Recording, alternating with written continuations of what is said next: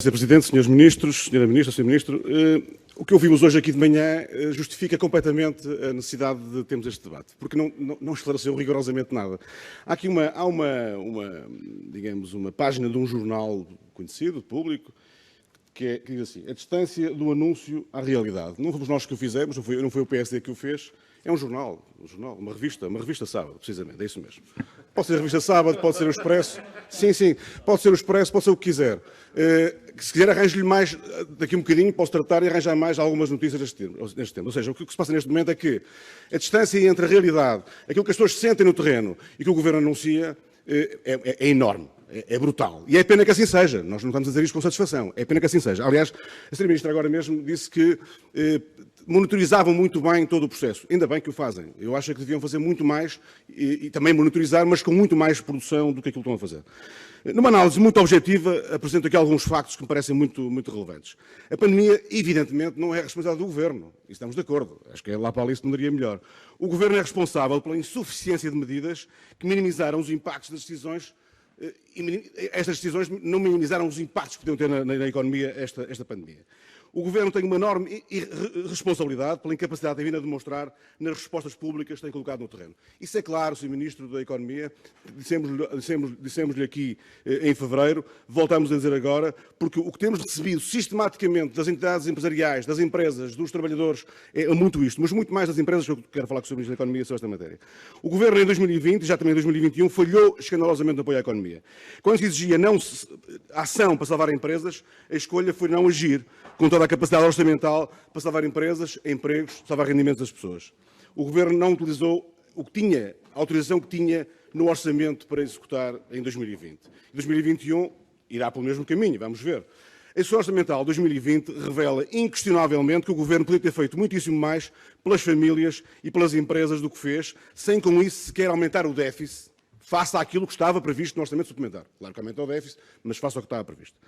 Se temos em conta que o total das despesas realizada com medidas especificamente de combate à crise sanitária e económica foi de 3,1 mil milhões de euros, podemos concluir que o Governo poderia ter feito muito mais, poderia ter duplicado esse esforço em 2020. Não o fez.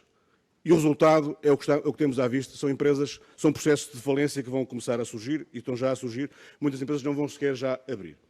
E tudo isto foi feito num quadro em que o Partido Social Democrata, o PSD e o Parlamento, no Orçamento Suplementar, viabilizaram o Orçamento de Estado, o Orçamento Suplementar, precisamente com esse objetivo de apoiar a economia. Não foi isso que aconteceu.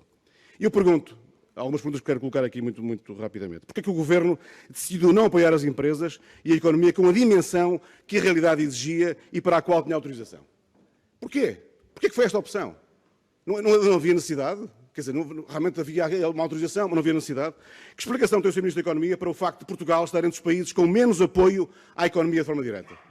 Portugal é dos países que menos apoio deu à economia face àquilo que é o quadro europeu e face àquilo que é a realidade que a pandemia nos traz. E, portanto, a pergunta que fica aqui é muito clara e aquilo que os portugueses estão a colocar essa questão e as empresas, todas as empresas, todos os setores, todas as entidades empresariais têm colocado esta questão.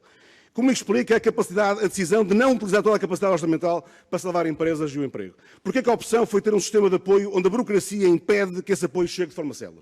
Essa é uma pergunta muito clara. Porque como é que sistematicamente nos chegam notícias de que tentam concorrer, tentam aceder a esses apoios e a dificuldade existe? Qual é, à data de hoje, o montante real de apoio colocado ao Serviço da Economia, Sr. Ministro? Qual é, à data de hoje, o montante real de apoio? Não precisa de somar o montante dos empréstimos bancários, isso nós sabemos, pode dizê-lo, mas não precisa de somar no apoio do Governo. Precisamos saber o que é que o Governo fez nesta matéria. Porquê que a opção do Governo é sempre dar prioridade à propaganda e às representações públicas e não ao apoio real às empresas? Eu vou partilhar aqui com a minha colega Ofélia Ramos e vou terminar rapidamente, Sr. Ministro, realmente tenho aqui muitas questões para lhe colocar, mas o tempo é muito curto, mas pergunto-lhe também, em relação às rendas comerciais, quantos apoios às rendas comerciais foram feitos até agora, o apoio às rendas, quantas empresas receberam? Receberam 100 euros, 1000, 2000, não sei quanto é que foi. Qual foi esse apoio? E uma outra pergunta para terminar da minha parte. Moratórias de crédito bancário. Sr. Ministro, em relação às moratórias de crédito bancário, qual é a posição do Ministro da Economia? Entende que as empresas estão preparadas já hoje para começar a pagar esses empréstimos? Ou é preciso aqui alguma prudência, algum cuidado para tratarmos este tema com a forma muito cuidada que ele merece e obriga? Obrigado.